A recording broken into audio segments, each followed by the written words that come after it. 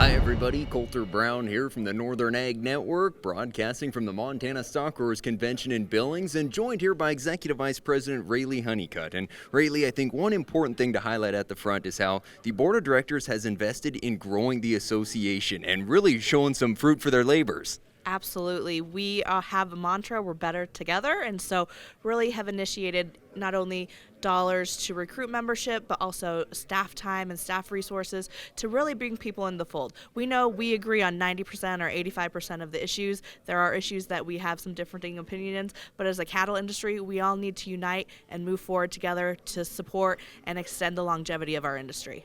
And that unity is really something that Montana Stockgrowers is focused on with the Livestock Marketing Association's Producer Profitability Initiative, trying to pick out those things we can agree on. And the Wyoming Stockgrowers borrowed your policy this week and made it their own too. Yeah, absolutely. This afternoon we have a panel talking about producer profitability and maybe where are some places that we can work on. We know the estate tax will be sunsetting in 2025, and there's some other policies related to government programs and things like that that we know need tweaked. So how do we bring more money to the bottom line? We hear again and again cattle prices are high, but the other part of that story is input costs are high as well. So how do we bring more impact to our producers on a daily basis? You bet. What are some of the other topics that we'll be covering here? I'm sure that water and public lands are always big ones here. Yeah, our committee on land use met yesterday. Lots of conversation about conservation easements and if dollars through LWCF and things like that should be spent. Water storage was a big conversation and how, as a headwater state, we keep water in our state longer. And then moving into the next couple days, we'll see policies on beef production, animal health, things like that, and some producer profitability policies as well.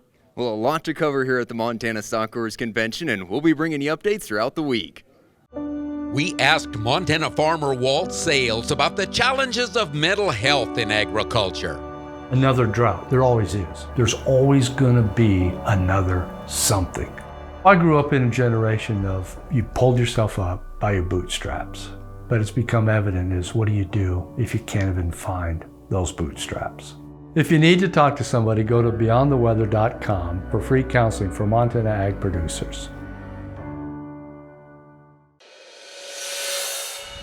Hi everybody, Colter Brown here, reporting from the Montana Stockgrowers Convention in Billings. Ranchers are certainly busy here, discussing a lot of important issues, including taxes, both property and estate. They'll be talking about risk management tools, of course, and public lands. Also, the weather comes up pretty frequently. We got an outlook for 2024 from meteorologist Brian Bledsoe, who said that the winter may be drier and warmer than normal, but looking out to next spring, he's expecting the moisture to come. So that certainly makes ranchers feel a little better.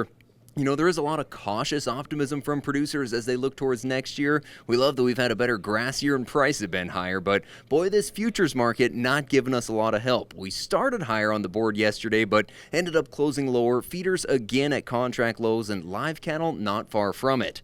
In the cash trade, we're down $3 to $5 this week. Live sales from $168 to $171. The dress trade $268 to $270. At the public auction yards in Billings, they held their stock cow blue ribbon special. And boy, prices $600 to $1,000 better than last year, with a lot of those cows staying in Montana this year. Young cows averaging $2,650, bred heifers at $2,265, solid mouth cows averaging near $1,800. In Sioux Falls, the finished lamb sold a little lower from $179 to $2. And looking to the wheat market, we were back in the black on Thursday with some optimism about China and Taiwan buying U.S. wheat. Of course, today, traders will be focused on the World Supply and Demand Report with not a lot of changes as U.S. and world wheat supplies expected to stay steady. That's going to do it for this morning's report. Coming to you from the Montana Stockgrowers Convention, I'm Colter Brown.